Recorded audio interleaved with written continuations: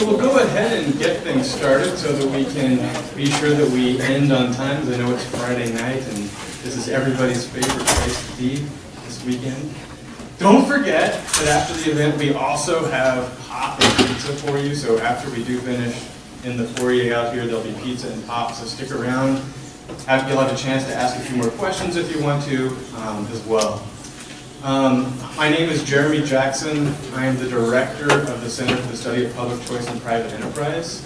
We put on events like this partly to help us serve our mission, which is to help us learn about the institutions that promote well-being.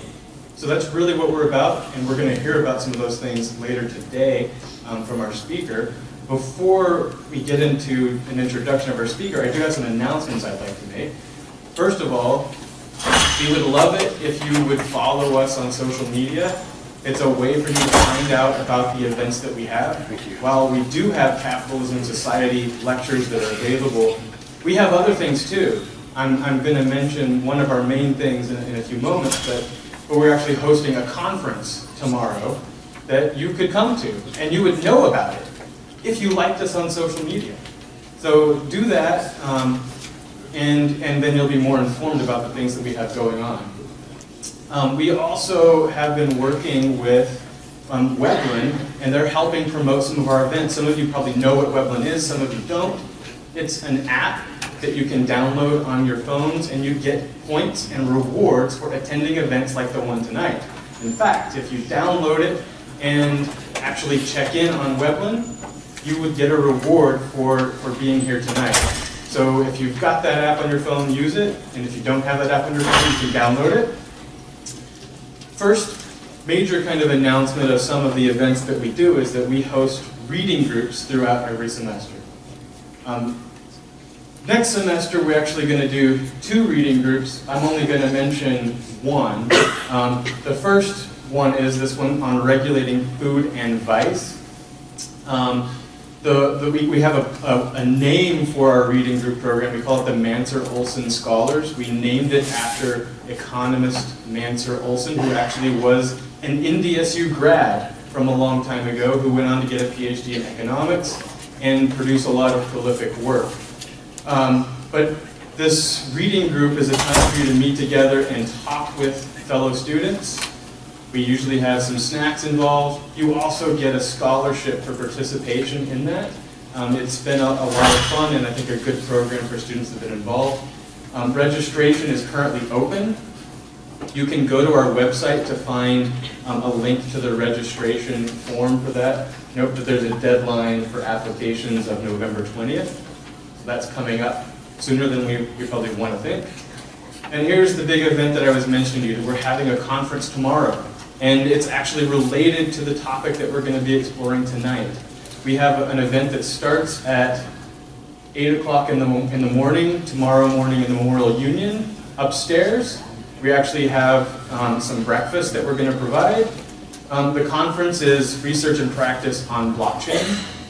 We're going to hear about things like the applications tonight, but also applications in supply chain management and other things than just the main things that you've heard of involving cryptocurrencies. So if you're interested in blockchain, come to this event tomorrow to learn more and to talk with actually some entrepreneurs in the area as well that are building businesses around blockchain. Next announcement has to do with how we're going to do questions during the question and answer time. And for those of you who come to our events, you're probably familiar with this format. We use a program called Slido. It's an app on your phone. You can download it now, it won't take very long, but it's a program that allows you to submit a question electronically so you don't have to get up and say anything in front of the crowd, and I will announce the question for you. When you download Slido, you would need to enter in the code for this event. And the code is Y166. And you can also see that here as well, because that's going to go away as soon as I flip to the next slide. So if you're interested in asking a question, or if you just want to see what other questions people are asking, because you can actually type in a question during the event, and then you can like questions. So it gives us a little bit of an interactive question and answer environment. So with that, I want to introduce our speaker for tonight. Our speaker is Ed Stringham. He is president of the American Institute for Economic Research and Davis Professor of Economic Organizations and Innovation at Trinity College, past president of the Association of Private Enterprise Education, and a research fellow at the Independent Institute. He is editor of the Journal of Private Enterprise and 2 books, and the author of articles in such scholarly journals as the Independent Review, Quarterly Review of Economics and Finance, Managerial Finance, Review of Political Economy, American Journal of Economics and Sociology, and Journal of Labor Research. His work has been discussed on more than 100 broadcast stations, including CBS, CNBC, CNN, Headline News, NPR, and even MTV. A frequent guest on Fox and a regular contributor to the Wall Street Journal. In 2016, Rise Global ranked Professor Stringham as the 77th most influential economist, and he earned his PhD in economics from George Mason University. Please join me in welcoming Ed Stringham. All right. Thank you, Jeremy, for inviting me here. It's really good to be here. I've been told that North Dakota State University wants to cut down on drinking among students and wants to make it a more wholesome environment. So we've changed this into a 5-hour talk. So it's going to be a really great Friday night. We're going to start question and answer period at around 11:30. So, just kidding. It's nice for you to spend your time to be here right now. I'm going to be talking about a concept from economics related to the invisible hand. How many people have heard about this analogy from Adam Smith? Just raise your hand. Okay, a lot of you, almost all of you. Okay, the invisible hand analogy comes from Adam Smith, who's considered the first famous economist who wrote in 1776. And the idea, there's different interpretations of the idea, but the main interpretation of the idea is that there's an invisible hand out there encouraging people in society to work on other people's behalf. This invisible hand encourages stores to work for you. It encourages restaurants to work for you. It encourages the farmer to work for you. It encourages the auto manufacturer to produce cars for you. It encourages the computer manufacturer to encourage them to work for you. Nobody's forcing any of these companies to work for you, and they're led by the invisible hand.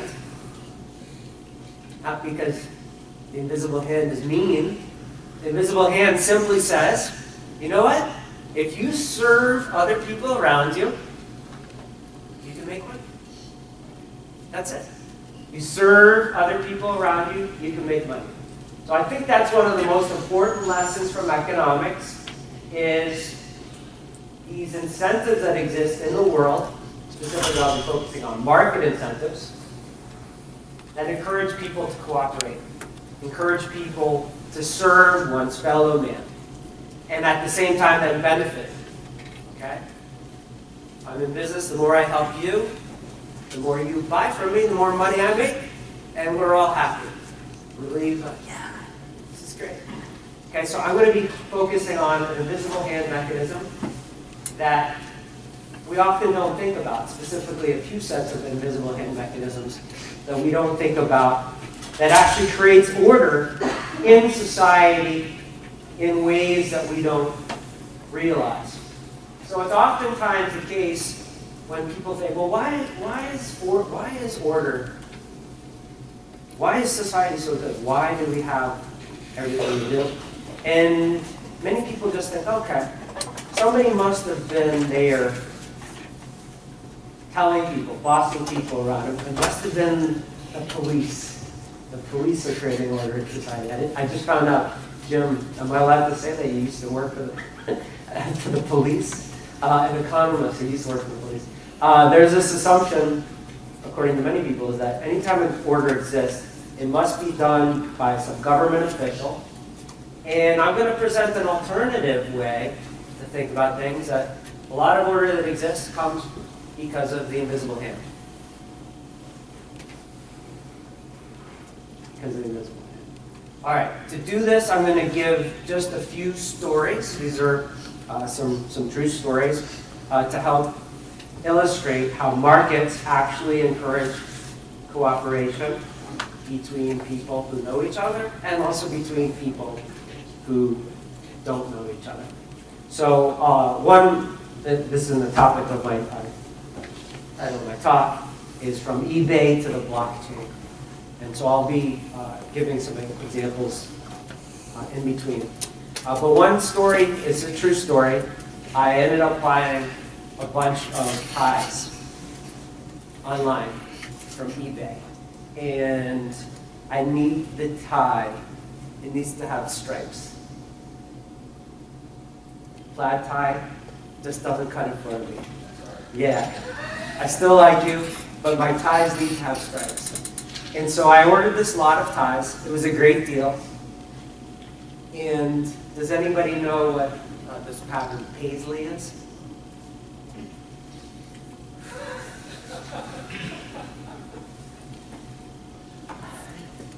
One of the ties was paisley. So I opened the box and I was like, this can't be happening to me. 4 striped ties and a paisley tie. I still have post-traumatic stress about it.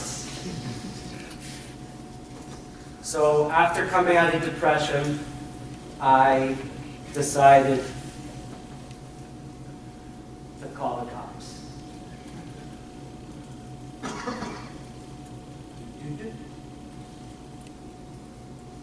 Can you do your impression? 911, this is Jim Caton.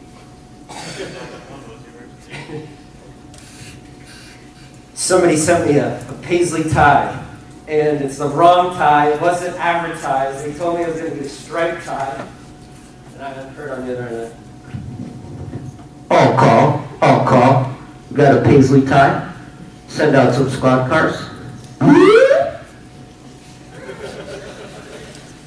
So we went and arrested the guy, prosecuted the guy. I think he's in jail. I'm like, yeah, government solved my problem. I'm so happy. It's the end of my what actually happened? This part of the story, the first part of the story happened. The last part didn't happen. What happened? Who did I call? Is that?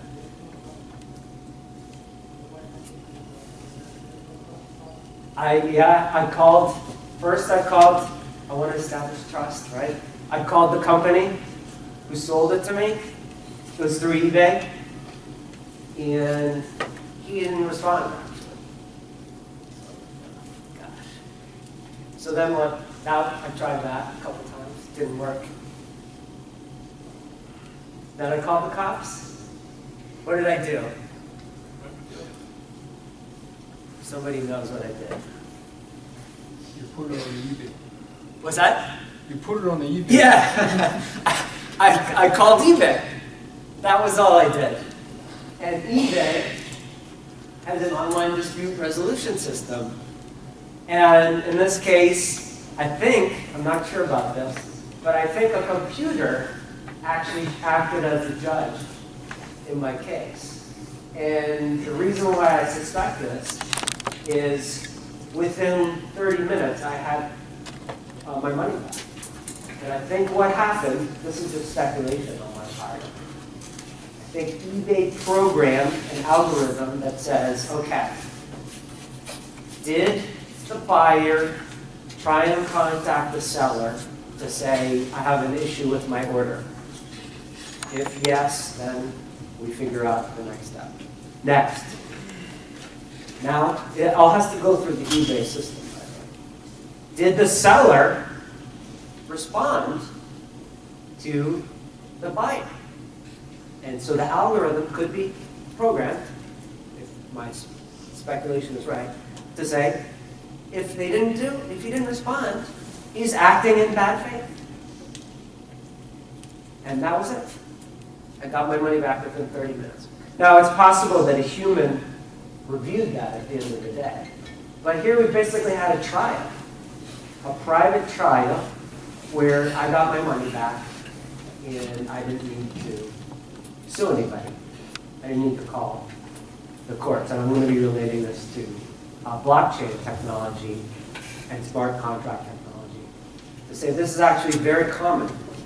There's lots and lots of things that we do in life where private parties are working on our behalf to solve problems, to make sure that people follow through with their word. Okay, so you mentioned trust, right? You mentioned the reporting system on eBay. We can think about eBay as a private club that people join, and they say, we're going to try and establish trust within this marketplace, and as long as people follow the rules, they're going to get rewarded, and the people have better, more reliable scores, are going to have more people wanting to do business with them. They had some competing products out there. I don't know if it still exists or if people still use Craigslist, but that's full of scams, and it doesn't provide any types of assurances the way that eBay does. And so people want to trade more in the reliable market, will go and trade on eBay. Now, why does eBay care about my well-being? They know that I don't like paisley ties. That's why they care about me. No, that's not what they think about. They think about them wanting to have more users. They want to have more users like me. The more people like me who are satisfied, the more we're going to use that venue, that trading venue. And they're in direct competition with Amazon, who also provides assurances. There's third-party vendors that do business on Amazon. And as far as I know, Amazon has rules that say you got to follow these procedures, and they will basically help out any customer who's not happy. Okay, so we've got private rules and regulations stepping in to take the place of what many people would consider government law enforcement. You don't need the constable, you don't need the police and the courts in this case when you have private rules and regulations. And I call this private governance. My favorite book about the topic. I'm going to write this down. It's called Private Governance by Edward Stringham. If you act now, it's $43 from Oxford University Press. Yes. All right. Sold. Okay. So in that book, I go through lots of examples from history of the pervasiveness of private rules and regulations, invisible hand mechanisms, encouraging people to act in an honest way to serve their fellow men, to make sure they're not cheating, to make sure they're following through with their word, delivering on promises, delivering goods, to encourage cooperation. What Bastiat would say, economic harmonies. And markets encourage people to work together rather than working against each other. All right, let me give you a couple other examples of private rules and regulations. Jim, what is the time you're talking about in Minnesota? Just how much today? Yeah, Moorhead. So my apologies if anyone's from Moorhead, but I need to talk to you later. I got an order for my book, $43. I'm living in Hartford, also in Massachusetts. And also, yeah, so I'm living on the East Coast. And someone from Moorhead ordered my book. And so I sent the book, and it turns out after a month, somebody called up their credit card company and said, I didn't place this order. This is a fraudulent order, and I'm not paying. So the credit card company called me and issued me a chargeback. So I sent the book already, and now I lost $43. So this is very common for online merchants. So what did I do? 911? 10-4, this is Jim Speed. How can I assist you, Ed Stringham? Got a missing book, $43. We're missing a copy of Private Governance. Send out all police cars, look for the missing copy of Private Governance, go get it. That didn't work. But so why did I say, let me do like a little bit more corporate? So I called my lawyer in New England, and what he's doing, he's going to try and establish a trial. And we're not sure if it's going to be in Hartford or where. But we're going to start having this trial, and then once we have this trial to establish guilt of this person who stole $43 from me, we're going to call the police in Moorhead, and then we're going to have a trial in Moorhead to establish guilt. And then I've got a local lawyer in Moorhead who I'm dealing with, and then after that I'm going to get my $43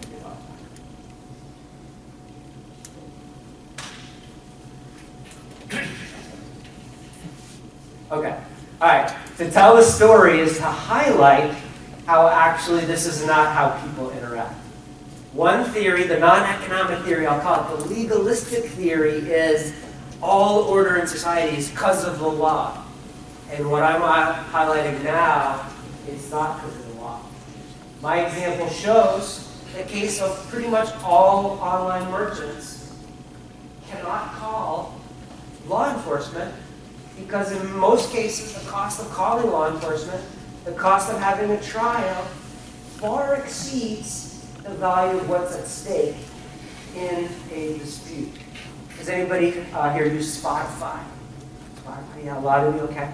They were hit with a huge amount of fraud. There's this thing called carding, where fraudsters harvest, they steal credit card numbers from various mechanisms for them to do that, and then they sell them to another group, and then this other group is like, okay, we've got all these credit card numbers, these fraudsters, how do we know which ones we can use? And they put out these very small dollar item orders with somebody like Spotify to see whether these cards are still being valid or not. And then once they do that, they then go into this black market. They sell to another group of fraudsters, and they say, we just verified all of these cards. You know, they throw out the ones that are not working anymore. And then those groups then actually will charge you a lot higher fraudulent things. And so any merchant like Spotify who's selling these very small dollar ticket items, they're oftentimes the victim of what is called carding. Okay? Small levels of fraud. In many cases, they could be losing 20% of their revenue for this. I'm going to give you a couple examples, true stories about this, embellished true stories, but most of it's true. And then talk about the solution. So just think about that for a second. If you're an online merchant, you're Spotify, and you're getting hit with a lot of $1 fraudulent charges, what do you do? In many cases, there's like 1 million small $1 fraudulent charges. What do you do? It's not really obvious. What do you do? I want to highlight the history of PayPal, which many of you probably use. It was founded in the late 1990s, and it was a great idea. They enabled for the first time people to pay each other without having expensive credit card terminals. And the problem, though, was they were hit with many of these very small fraudulent orders. And many people might, for example, these fraudsters would transfer out of everybody's account $10 at night, and in the morning they would withdraw the money from the system. People would wake up, oh, where's my $10? Or a month later, they haven't logged in for a long time, where's my $10? And the fraudster's long gone. So what do? Turns out PayPal started out by calling law enforcement, and they collected evidence, and they brought in the FBI, and they said, we know who took our money. We have evidence, and here's who they are, and they're in Kazakhstan. And guess what the FBI said? Well, there was a dispute between the San Jose, California office of the FBI and the San Francisco office of the FBI. And they said, okay, which one of us has jurisdiction over Kazakhstan? How are we going to start this? They presented all this evidence, and this is according to PayPal. The FBI looked at it like, okay.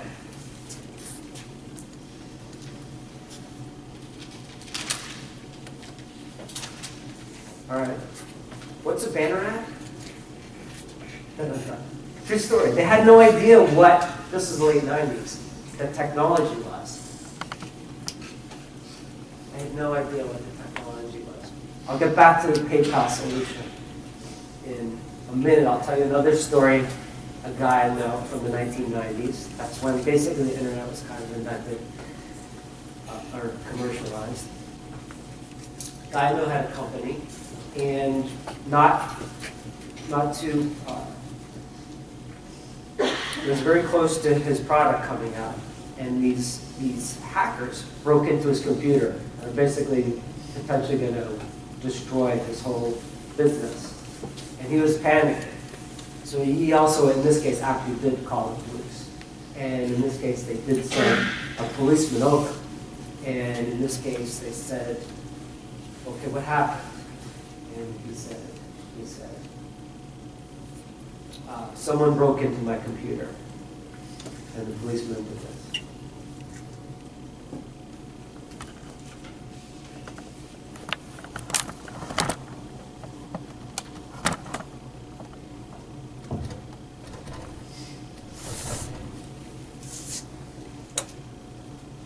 Where'd they break in from? From the internet? What's the internet? Another true story. With the private security in companies we all know now, you can't rely on the government to have them protecting your computer. You've got to rely on your own private people. You've hired your own private security firms to monitor your environment. You have to take those steps into your own hands. Jumping back to PayPal, what they did is they developed a very sophisticated system of private security, where at first they would actually monitor, using humans, fraudulent orders, and they realized they couldn't do it because there were just too many fraudulent orders. They couldn't keep track of it all at once. And so they programmed what in modern times we call machine learning or artificial intelligence to actually monitor each transaction and say, young man, you don't typically make orders at 5 a.m. What are you doing making this order right now? Is it really you? And then, you're fast asleep. PayPal asks you, which is not you, the hacker version of you, to start verifying some things. And then all of a sudden, PayPal says, no, sorry. What is this college kid doing?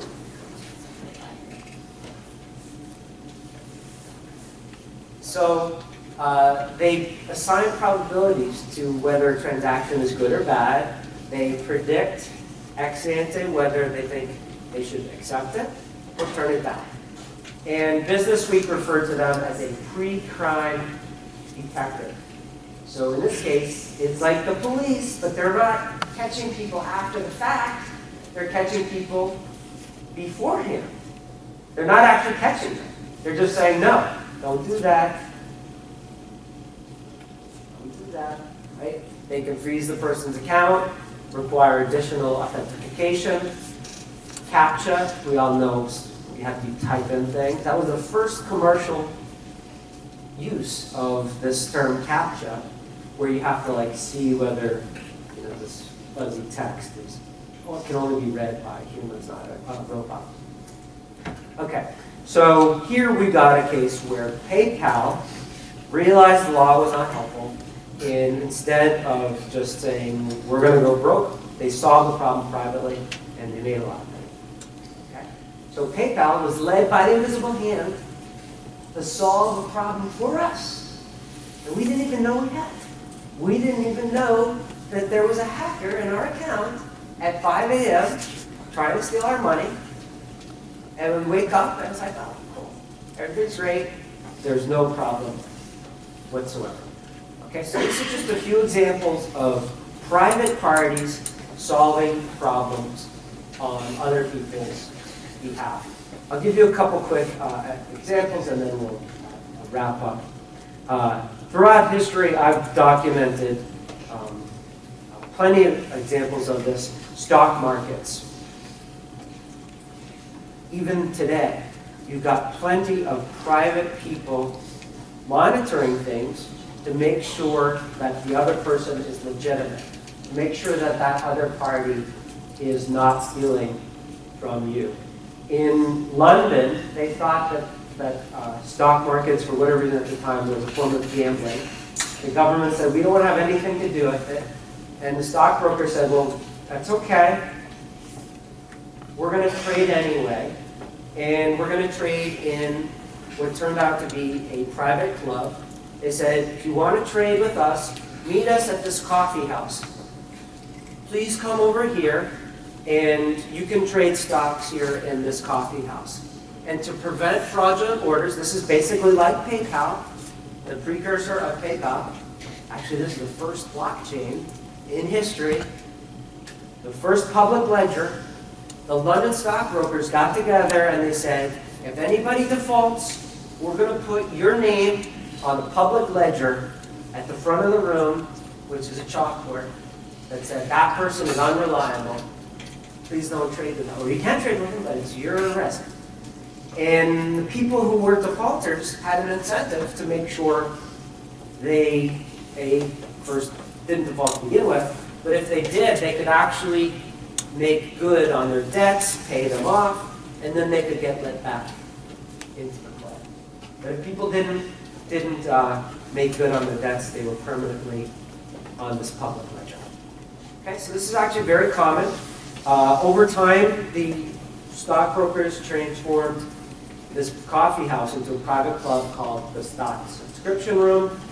Eventually, that was called the Stock Exchange, the London Stock Exchange, and they adopted as their motto, "My word is my bond."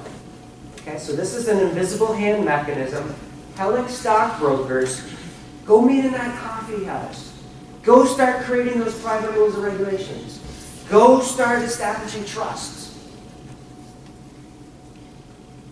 In modern times, eBay is doing the exact same thing.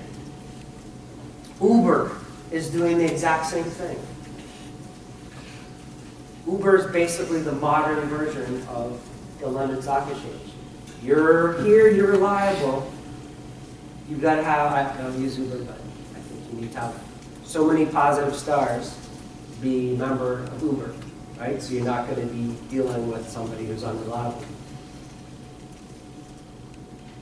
I was once on spring break when I was 18, and this was before Uber, and it was pretty late, and this guy, we were going around this, this is in the Bahamas, we were going around this rotary, and after like two times, my friend's like, something wrong with this guy. Maybe we should tell him to stop going on the rotary. He got us home okay, still alive. But he would not have gotten a good review on Uber. private rules and regulations, the more we have these private rules and regulations, the more reliable things are. All right, let me just wrap up with one other example, and then we can open up for questions and answers. Does anybody here, you directly or your parents, directly do business with a company that is heavily investing in blockchain technology? Okay, just 2 of you, 3 of you. I'm going to suggest it's actually, if you count your parents, it's all of you. All of you are your parents. And I'm going to specifically talk about this company called Depository Trust and Clearing Corporation. Anybody here owns stocks, or your parents own stocks, which I assume most of your parents own stocks. You don't actually keep it at your house. Back in the olden days, people would carry around, this is real from the 1990s, stock certificates. You keep it at your house in a drawer, or you keep it at the bank in a safety deposit box, and that's just what you get. Starting in the 1960s and the 1970s, there was too much paper going back between Wall Street firms. As trading volumes went up, there was too much paper, and there developed something called the paper crisis. They would literally have to wheel the equivalent of wheelbarrows back and forth between the broker-dealer firms in downtown Manhattan, in the financial district. All firms had to be located in the financial district because they literally had to wheel back and forth a piece of paper. And there was multiple pieces of paper for each stock transaction. So there were these 2 companies which have since merged to become one called the Depository Trust and Clearing Corporation that said, you know what? We are going to deal with electronic settlement. We are not going to require a piece of paper. We're going to do this all electronically. And we're also going to store people's certificates electronically. So right now, anybody's parent or you who owns stock, all of it is stored at Depository Trust and Clearing Corporation. All of it. You can't just call up Microsoft and say, I want to go look at my shares. Or you can't call up Fidelity and say, I want to go look at my shares. They're going to say, no, these are held by the Depository Trust and Clearing Corporation, which I'm going to argue is an invisible hand mechanism. Provider of private governance, helping solve problems behind the scenes. So most of it's done electronically. As late as 2011, most of this was done electronically, but they still had 2.7 million paper certificates in this huge vault. They had this huge vault 60 feet below street level on a street called Water Street, which is right at the edge of the financial district in New York. 2011, there was this hurricane called Hurricane Sandy, and flooded Manhattan. The day after, the people from the Depository Trust and Clearing Corporation died. I'm embellishing. Who wants to go look in the vault? No, it's good. No, you not some right. Not my job. They go 60 feet below street level, and they open it up. 2.6 million pieces of paper floating around in dirty seawater.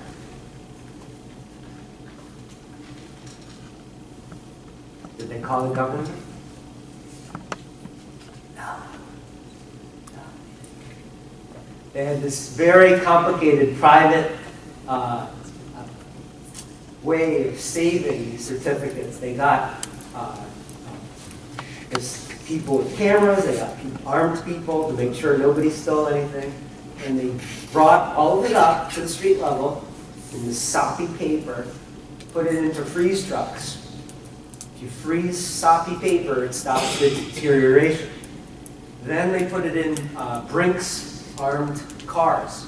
And they've got this set of cars that drive down to Texas with guns.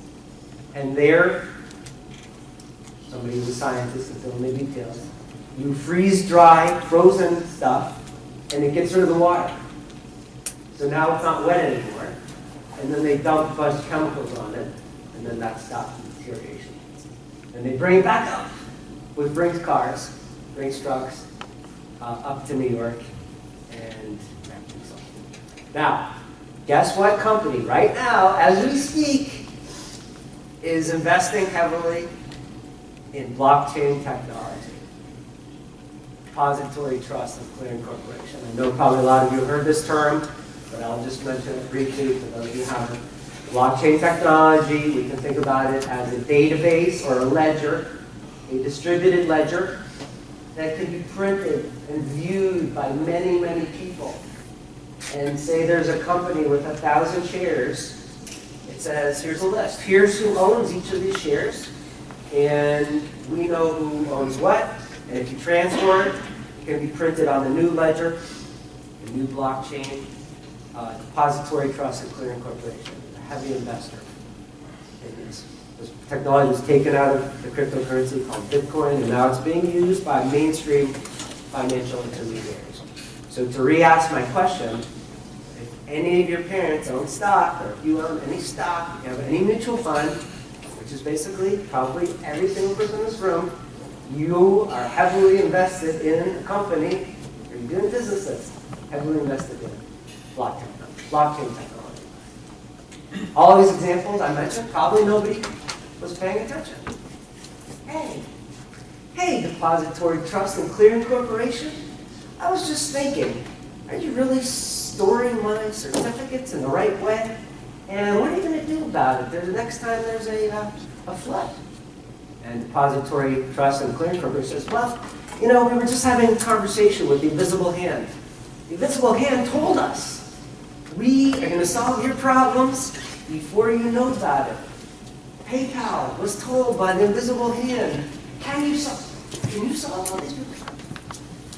I don't know if we want to. Well, okay, the invisible hand told us to. The result with PayPal, huge success, got sold for $1.5 billion to eBay, and it just got spun off. It's worth now tens and tens of billions of dollars, worth more than the vast majority of banks. Last I looked, it was worth more than all but 5 top banks in the United States. Right? This is a brand new company, 20 years old. It's now worth more than any bank except for the sidelines. Okay? That's the invisible hand. The more that people can solve other people's problems and work to make sure that things are going smoothly, the more that those people can make money. And I think this is a theme within economics. The invisible hand encourages this cooperation, this mutual harmony of wants, and it includes not just regular products that you can see, but these invisible hand products that encourages cooperation and makes the modern world possible. Thank you.